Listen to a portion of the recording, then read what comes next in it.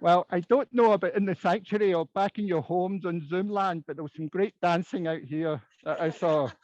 There was some terrific dancing out there, and it was not me. Well, thank you so much. We're going to have the time for all ages now, and it's really nice to actually do a time for all ages with people present. And this is one of my favorite stories, and it comes from North Africa. We're not actually sure which country, and it comes from the Muslim tradition, which is from the religion of Islam. And it's about this, in this desert area where it's really dry, there's not a lot of water. And this young person was walking through the desert, and he came across this spring. And the spring's where the water kind of just, it's not like a river, it just pops out the ground, and it usually creates a lake, or it can be the source of a river. And he thought, oh, I really want this water. So he took a glass of this water and he drank it. And it was the best water he'd ever drunk. It tasted fresh, it tasted cool, and it was hot and dusty, and he really enjoyed it. And he thought, you know, I've got this wise elder in my village who really looked after me when I was struggling in my life. I didn't, you know, I didn't have parents, and this person really took care of me. I'm going to take some water back to this person because I think he'd really enjoy it. So he gets this big leather canister and he dips it in and he seals it, and then he travels for 4 days through the desert. And he's traveling and traveling, and it's really hot and it's dusty. And then he sees this tribal elder who matters so much to them. And he says, I brought you this gift, this water. It's the best water I've ever tasted. And the wise elder goes, oh, thank you so much. And he takes it and he drinks it and goes, that was delicious. That's the best water I've ever tasted. And says, thank you so much. And the young person feels really good. So the young person kind of, you know, goes off really happy back to his house. And one of the tribal elder's friends gets the water and said, can I have a taste of that water? And the tribal elder said, sure. And so he drinks the water and spits it out. He goes, that water's warm, it's stale, and it tastes of leather. Why did you lie to that young person that brought you the gift? He said, oh no, I didn't lie. You see, that young person brought me this gift from his heart. You're only tasting the water. You're not really tasting and savoring and being nurtured by the gift itself. And the young, you know, the tribal elder's friends thought about it and realized he missed that. I think that sometimes we do that. I mean, you might have had a gift, you'd asked for something for your birthday or from a friend, and they gave you something and it wasn't quite right. It was close to it, and there was a little disappointment, and maybe you'd let your friend know that. I know I've kind of done that sometimes to my family, sometimes unintentionally, sometimes perhaps intentionally. But sometimes you think, what's behind the gift? What was the love? What's the kindness? Because we give a gift from the heart. We are giving a gift of the heart. It's really, and that can be nourishing and nurturing to each of us. So next time you receive a gift, or next time you're receiving a gift, give it from your heart. And when you receive the gift, even if it's not quite right, be gracious and thank the person, because the person was really engaging in an act of love and kindness. So thank you so much for listening to you. Thanks so much for being here today. Nourish is such a great word. It means what's needed to live for health, what causes us to grow stronger. Some of you may not know that my husband died after a 2.5-year battle with pancreatic cancer. The things that nourished me before Dave died are different from the things that nourished me through the 2 years after he died. I was figuring out how I wanted to spend my time, which could change day by day. Then a worldwide pandemic hit, and things I was doing to bring flashes of joy into my life, meeting up with friends in person, attending a music festival, planning a vacation to Tulum, all melted away. My time was stripped down to work, which was very busy leading a healthcare organization, the 4 walls of my house, and the loved ones in my pod. Activities I could not have imagined doing in person were taking place remotely, like the search committee, finishing our work, bringing to UUFRC a minister I only met in person a year later. It was a rough time, and I had to find other sources of joy, which was difficult for me to do in virtual settings with friends, families, and all of you on a Sunday morning. Community has always been really important to me. It's something that gives meaning and support to my life. Community is a place where we are known, learn together, play together, love together, and have each other's backs. Because I was already in transition, shifting the communities I wanted to continue to be a part of, the pandemic gave me the opportunity to take a pause, take a breath, to not fill my time with meeting friends for a glass of wine and dinner, planning a trip just because I was bored or lonely. All of a sudden, there was a lot of empty, free space and time.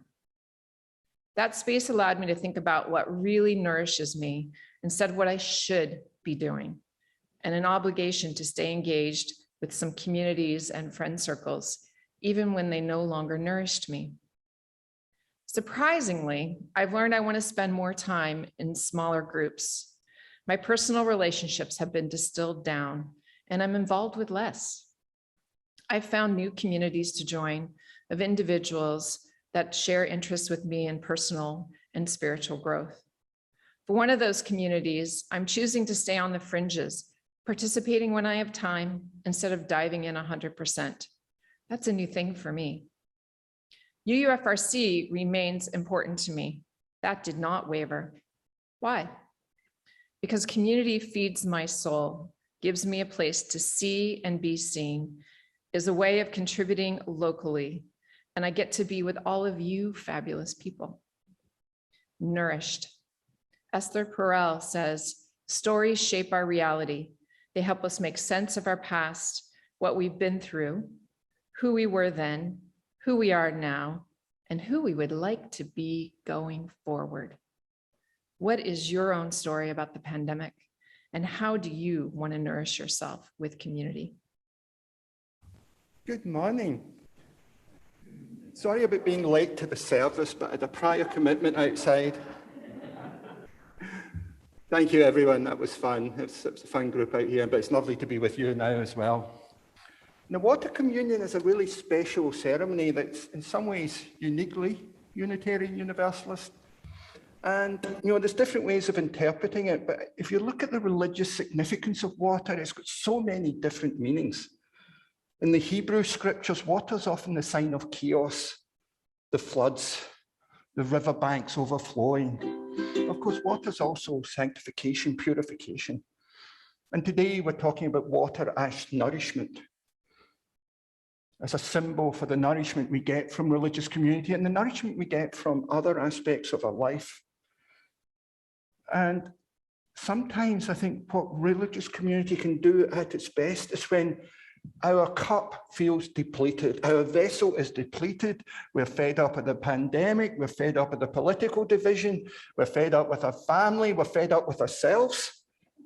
And religious community can help just nourish us, restore us to fill our cups again so that we can go out into the world and be the people we're called to be the people we wish to be.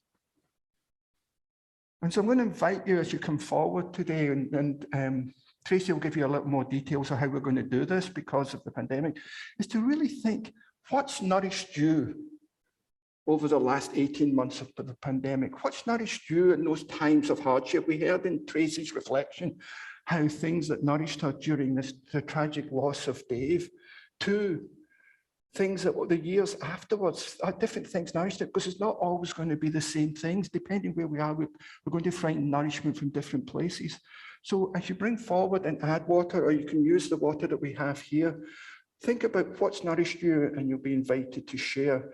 We're going to do the people in person first, and then I will coordinate doing the people on Zoom. But we would like to invite everyone who would like to say something, and it's perfectly okay if you want to just to put some water in silence and keep whatever you're holding in the sanctuary of your heart. I'm going to put some water in now to symbolize, this is water from our taps here. You've got to realize we're mixing the past, and the water in the bowl is from last year's water communion. So we're mixing the present with the past here, and hopefully we can bring some ideas from the future. So I will add a little now. I'll turn it over to Tracey. Well, thank you for everything shared, and thank you for all those sources of nourishment that maybe just remain in silence in the sanctuary of our heart. I invite you now to take a collective breath. Breathe in peace and breathing out love. I'd like you to join me in the spirit of prayer. This is a prayer from Reverend Ranwa Hamame, a Unitarian Universalist minister in hospice in Auckland. This water is sacred. It is made by many hands that have poured it with intention and love. The many stories that each drop contains, the many lives surrounding it in this unique moment, connected by commitment and faith. This water is sacred. May it continue to flow through this community with shining reflections of the unique gifts that flow through each of our members. This water is sacred. May it continue to nurture this community with sustaining hope that we journey together through ripples of growth and change. This water is sacred. May it continue to bless this community with loving reminders of our collective responsibility to care for this world. This water is sacred. May its ripples be a reminder that the changes and growth within this community bring movement and transformation to the world beyond our doors, as well as in the souls of each of us. This water is sacred. May its purity offer grace to our community and the willingness to forgive ourselves and one another when we make mistakes. This water is sacred. In moments when we are confused or uncertain, may it bring us clarity of purpose and commitment. This water is sacred.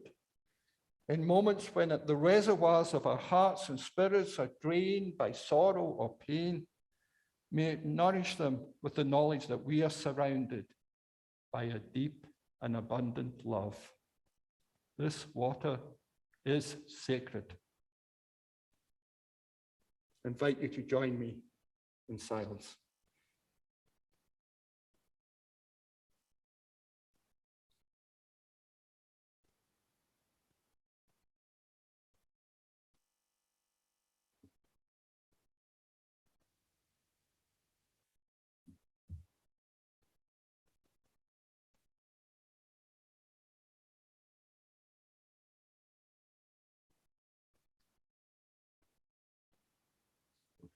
Blessed be, and amen.